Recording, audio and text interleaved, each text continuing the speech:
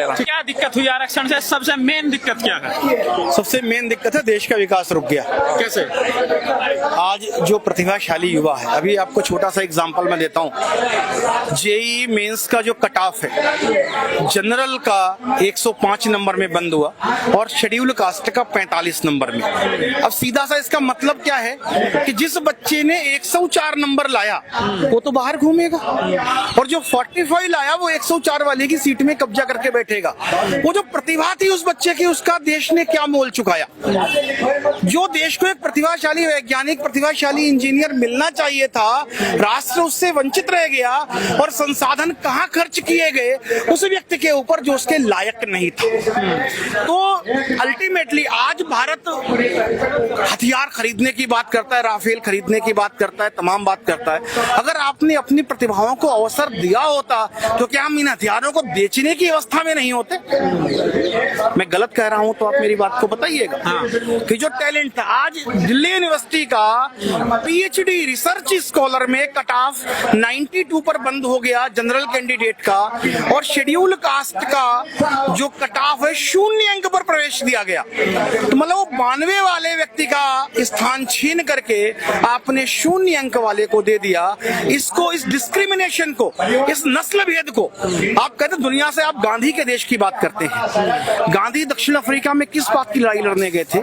गांधी ने नस्ल भेद की लड़ाई लड़ी कि जो काले अफ्रीकी थे उनको स्थान छीनकर अंग्रेज गोरे को दिया जाता था। उस लड़ाई को लड़के गांधी जी ने नस्ल भेद के खिलाफ लड़ाई लड़ी। और आज उस गांधी के देश में नस्ल भेद है कि एक सवर्ण समाज के बच्चे को जनरल का, मैं सवर्ण नहीं कहता, मैं उस 76% आबादी का, जिसका रिप्रेजेंटेशन कौन करता है? हर बामन, ठाकुर, लाला, बनिया, राजपूत, कायस्थ, शेख, सैयद, पठान।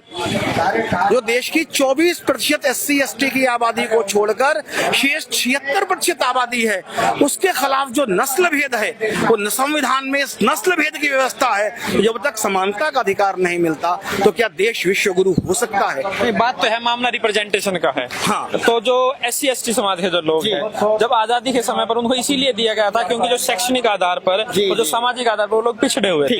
तो अब आपको क्या लग रहा है कि बराबरी आ गई है? मैं आपकी बात का जवाब देता हूँ। हाँ। अभी हफ्ता 10 दिन पहले पार्लियामेंट की रिपोर्ट है, मंत्री जी ने सदन में घोषणा की है, जो कि ऑन द रिकॉर्ड है गवर्नमेंट के, कि SC ST का जो रिप्रेजेंटेशन है सरकारी नौकरियों में, उनकी आबादी का अनुपात 24 है ऑफिशियल सेंसस, सेंसस की वेबसाइट के ऊपर, और 29.5% हो चुका है। तो जो प्रतिनिधित्व आप कहते हैं ना, प्रतिनिधित्व नहीं मिला उनको उनके जनसंख्या के अनुपात में, तो आज वो नौकरियों में जनसंख्या में अपने, नहीं एक मिनट मेरी बात को पूरी होने दीजिए, अपनी जनसंख्या के प्रतिनिधित्व से अधिक हैं। तो अब तो सरकार को ये करना चाहिए, कम से कम अगले 10-20 वर्षों के लिए SC ST की भर्तियों पर प्रतिबंध लगाया जाए, ताकि वो 24% आबादी 24% नौकरियों पर आ पाए, उसके बाद वापस उनको प्रतिनिधित्व देने की व्यवस्था की जाए। नहीं, मैं गलत कह रहा हूँ भाई? हाँ, आप ठीक कह रहे हैं। ठीक है भाई, एक बात बताइए आप, क्योंकि सवाल ये है, जो लोग आरक्षण के पक्ष में हैं, वो लोग ये भी कह रहे हैं कि जातिगत के आधार पर जो है जनगणना कराई जाए, और जो है जिसकी जितनी संख्या उसको मैं बताता हूँ आपको। जो आप मैंने एक RTI लगाई, रजिस्ट्रार सेंसस ऑफ इंडिया को, और मैंने उनको पूछा कि आपने जातिगत आंकड़े क्या है जनसंख्या के आपके पास? मेरे पास लिखित जवाब है, आप चाहें तो मुझसे ले सकते हैं। उन्होंने ये कहा है कि हमने SC ST गिनवाए हैं और वो 24% हैं, जिसका आंकड़ा सेंसस ऑफ इंडिया रजिस्ट्रार की वेबसाइट पर अवेलेबल है। मतलब 24% SC ST है, शेष 76% जनरल है। तो जो उन्होंने जनगणना करवा लिया कि 24% है और 29.5% का कोटा वो ले चुके हैं, तो अब जरूरत है क्या आरक्षण की? चलिए मैं कुछ पंक्तियां कह देता हूं कि आरक्षण वास्तव में है क्या। कि जब सिंहों के बेटों पर कुछ भेड़ें शासन करती हों, वास्तविक आरक्षण क्या है?